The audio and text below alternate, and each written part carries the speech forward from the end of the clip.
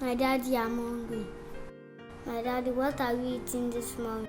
Is it Gary again? I don't like Gary.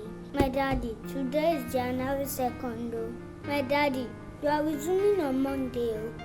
My daddy, my daddy. My daddy! Samuel, what is it? My daddy, I've been talking to you but no response.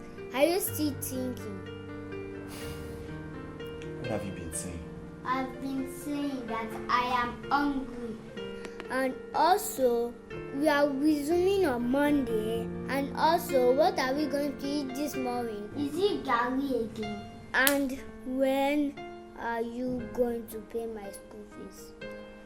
You know, all these things are the things that I have been thinking about. My daddy, are you crying? Oh, I am not crying. I am not crying. My daddy, don't sing, don't cry. My God will do it. Amen. Bring your hand and let us pray.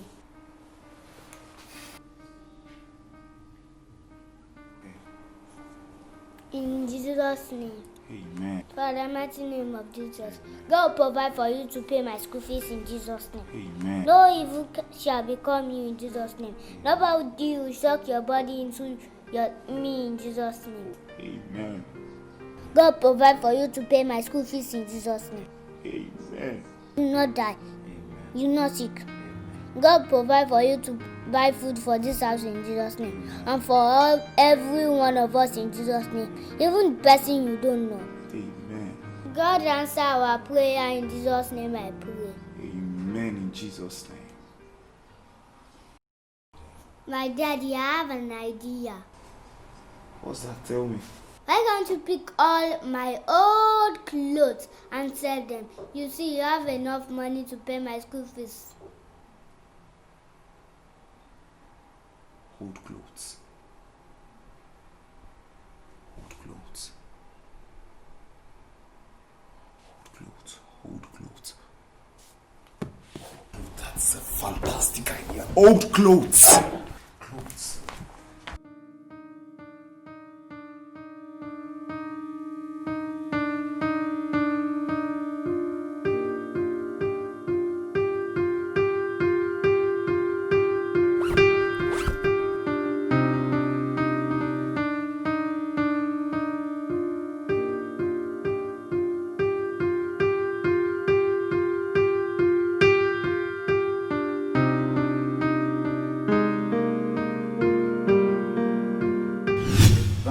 Everything with that. 25,000 naira with the chain, everything. That's okay, sorry, 25,000 naira. Kano bitibawo. Na the chain and the jeans, everything. Pata 25,000 naira. Okay, you want to sell on 25,000? Yeah.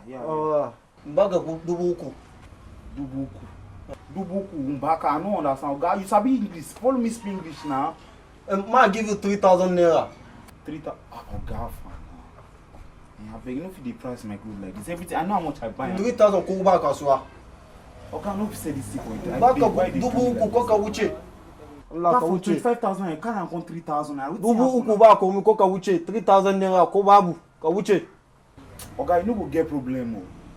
You no go get problem. I beg. You know, I know if you sell 3,000 naira. Ba ko mu ko ka wuce. 3,000 naira ko babu ka wuce. Ka wuce ne ba ka so ka saya ka wuce. 3,000. Akwai kudi a hannu cash in baka 3,000 naira. I swear, all necessity. I know how much I buy these clothes. I beg my mom. Ka da wuce. Ba 3,000 ba kasuwa ka wuce. Baba, you sabi pidgin. Follow me, speak pidgin. Ma give you 3,000 ko ba kasuwa cash. Oga, come. 3,000. Come. Oga, come. 3,000 ko ba kasuwa. Come, never vex. Come. Oga, come. Come here. Come. Give me 20. 3,000 on no business, they go. Okay, give me 9K. Okay, bring 9K. I go send out for you everything. I go give you the bag, John. I beg. Bye. Send you one.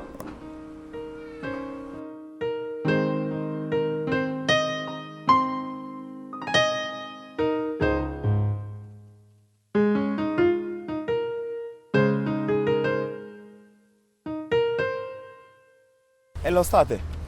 Any kilo, sir. Lo state. Okay. Ecco, diceva.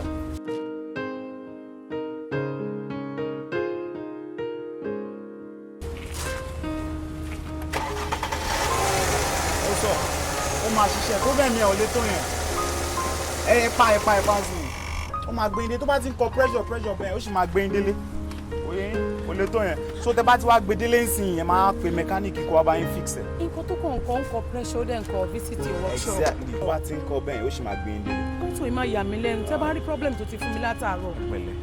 ẹ ṣe gan mo really appreciate yín ẹ̀yin náà máa ra láàánú lágbára Ọlọ́run ẹ ń bá mi sọ̀rọ̀ kan lọ tẹ́lẹ̀. mo fẹ́ ta àwọn ẹ̀jẹ̀ tẹ̀ kọ́kọ́ ti. ẹ ṣe gan mọ́tò yìí fún mi wà lágbọ́n lé ní. ẹ̀pẹ̀lẹ́ mà ṣe mo fẹ́ ta àwọn aṣọ yìí ni mà mo dẹ̀ like ẹ máa rí nǹkan tẹ́ like mẹ́rin mo tún ní àwọn jewelries náà ti very very beautiful ones ẹni sọ̀rọ̀ original dẹ̀ ní gbogbo ẹ̀. no it's okay tí wàá gẹ̀ẹ́tì ẹ̀rọ ìtẹ́lẹ̀ fẹ́ tà wọ́n kí ló dé tẹ́ fẹ́ máa ta nǹkan ní jewelries obìnrin lélẹ̀ nànà àwọn aṣọ. àmọ́ mi ẹ ní rí problem o. àmì àtẹ̀yìn náà. The problem is I really need to pay my son's school fees. What's on my resume is on the resume, and I need to get the money. Come on. Ṣé mọ̀ pé ẹ̀yin náà ti ṣe mí láàánú ojú dẹ̀ ló ń rojú ṣe àánú owó tẹ okay ṣé kò ń ṣe stolen jewelry. No ìyàwó mi ló ní àwọn aṣọ mi ló wà níbí now àwọn shirt mi no. ẹ pàkì ẹ máa rọ èlò lẹ wá fẹ́ tà. 25,000 naira. Oh, 25,000. Yeah. Ṣé kò jù bẹ́ẹ̀ lọ? Kò jù bẹ́ẹ̀ lọ. Ó yẹ páàkì wa gbèsè ni. Ẹ má ra. Ẹ ṣí bùtẹ̀ dé ẹ máa ń gbé sí bùtù. Ẹ ṣe gọ̀mà. Ẹyin lẹ ṣe.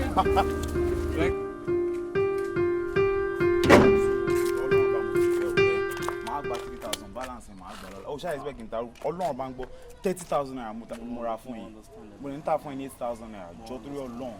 I will come collect am tomorrow. Don't worry, I go give you. To buy one, I go give you cash. But you know, say na emergency stuff. But you have bad missing. You know they on circle. So please, here. Thanks. God bless you. Am I right? All Come on. right. Take care.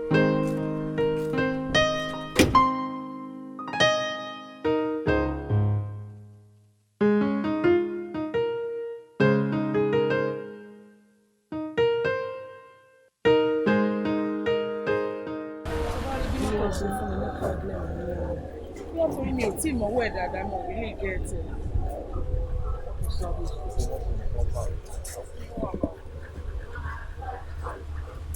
O ní luggage list.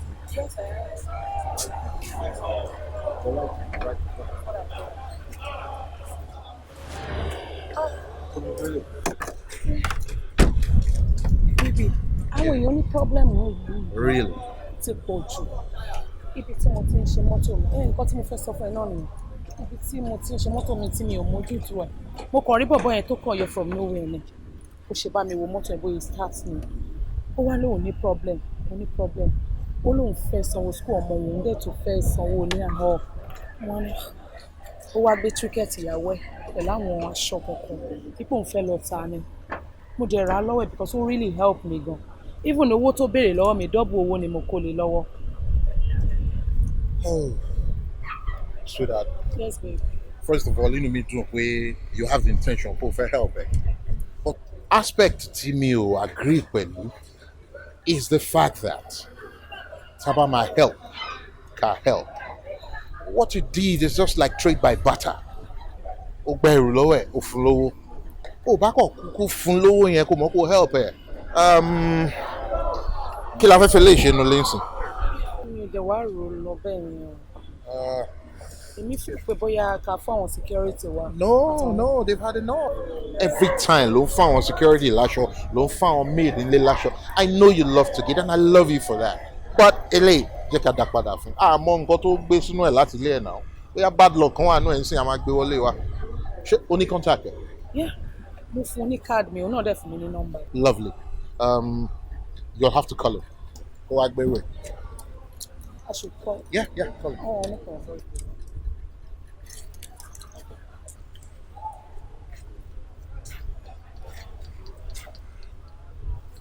Number you marry. Kò lọ. In that case, redial. Gbogbo alamọ bí service ìlú wa ṣe rí.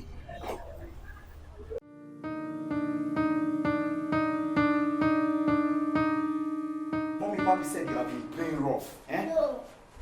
How many times have I told you not to play rough again? No, I was playing with my friend Esther. Okay. That was today. See, I have been waiting for you to ask me. Today was nothing short of God's amazing grace. Wow. So when I went out with the bag, I met someone. The person didn't price it very well. So I met someone else, a woman. I don't know, that woman was just like an angel. She didn't even bring the price down. She just said yes, and she bought everything from me. Like today, I have never seen anything like this. This is just God's favor. You know, your prayer this morning really worked. It's really worked. You know, when I was on my way back, I mean, let me show you the money. Look at this, is the money. Now I can afford food, and I can pay for your school fees. You know, on my way back, I even sold my phone. Put your SIM card inside my tab. Oh, that's a very wonderful idea. I even really need to call that woman and thank her very much for. I'm very, very happy. I am really excited.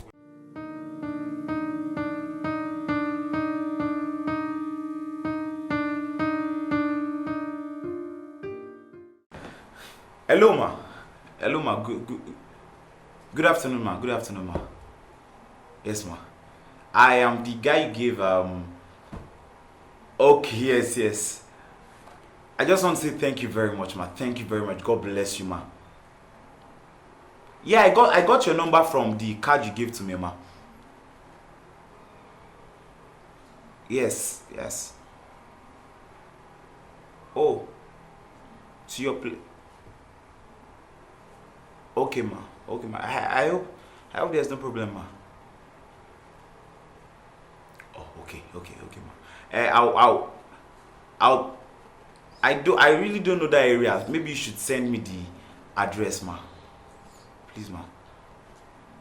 Alright, so when I get the address, I'll start coming.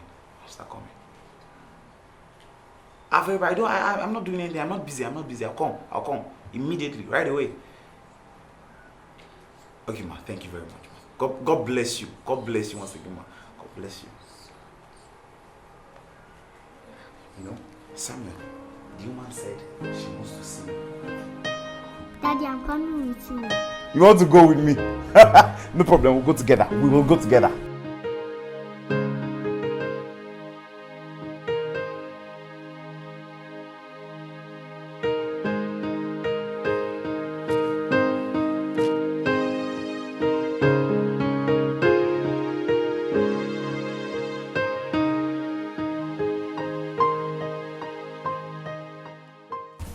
Is this the guy? Yes, that's the now. Daddy, make us sir. Le. So like be phone say. Bí mo ṣe fi í sílẹ̀ lọ yẹn, mo ta phone mi. I sold my phone, ma. So when I got to Moki SIM card mi sínú tab ọmọ mi. Hold up. So, ìyàwó mi ṣàlàyé gbogbo ẹ̀ fún mi. But why tó ṣe ń ta àwọn nǹkan ní ẹ̀ náà? Why would you do that? O tún ta títí o ta gbogbo jewelries ìyàwó ẹ̀. Why would you do that? Jewelries enhance the beauty of women. Eh? By the way, yeah? We're man big box here. Okay. By the way, ìyàwó ẹ̀ náà ń kọ́ pàápàá. I am sorry. We lost her. You did what? We lost My wife was alive when I brought her again. Don't tell me. Sorry. Very, very pathetic. Owó tí ìyàwó mi fún ẹ dà. Mo yọ 1,000 naira bẹ́ẹ̀ máa mọ́tò.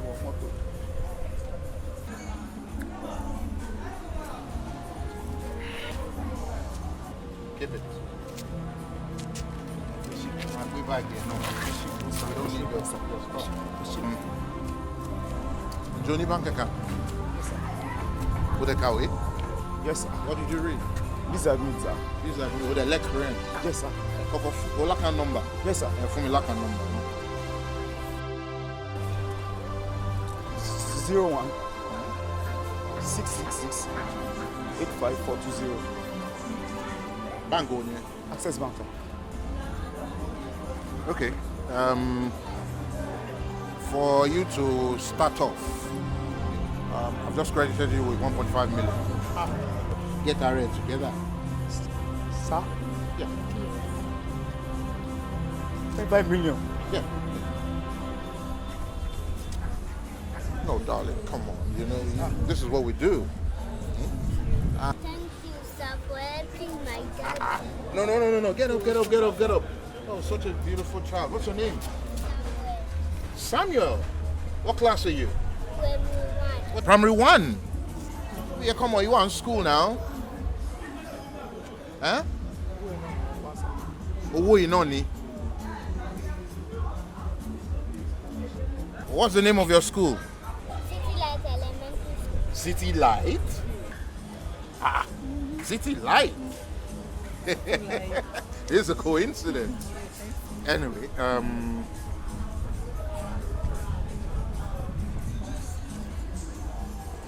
hello, Shagun. Okay, probably monsoon man. Mo máa rán èèyàn kan wá báyìí. I have a situation at home now with one of your students. What's your name there? Samuel Okewumi. Samuel. Okay, Samuel Okewumi lorúkọ ẹ̀. Màá ní kí òun àti bàbá ẹ̀ wá rí ẹ. Bá mi add ẹ̀ máwọn ọmọ tí mò ń fún scholarship lọ́dọ̀ ẹ̀. Okay? No, all experts. From primary to tó bá máa lọ university gan, bá mi add ẹ̀ mọ́. All right. Good. Thank you. And kí ló ló read yẹn? For the experience. Ǹjẹ́ a ti rí replacement fún bọ̀bọ̀ tó lọ ní ọ́fíìsì wa lágbàá? No, àti rí anybody but àwọn bíi méjì kan tó kọ̀ wá tó mú síbi ìwé wọn bọ̀ wọ́n qualify. Okay. Tó bá ti ń jáde, I'll drop a number for you at the gate. Call the number and make sure you are there tomorrow morning. God bless you. Daddy, God bless you. God bless you. God bless you, sir. Thank you, sir. Thank you very much, sir. Lágbára Ọlọ́run gbogbo ẹ̀yin tẹ́ ẹ̀ wò mí pátápátá irú orí gbáǹkọ́ gbìbáì tí mo gbà níbẹ̀rẹ̀ ọdún tuntun Ọlọ́run á gbélé yín lọ́wọ́. God bless you, sir. Alright guys, thank you very much for watching that wonderful piece by KOREDE Films. I hope you enjoyed it. So do not forget to like, comment, subscribe and click the notification button so you could get notified anytime we post any wonderful content on this page. Again, contents like short films, our old movies and new films coming up. So peace out.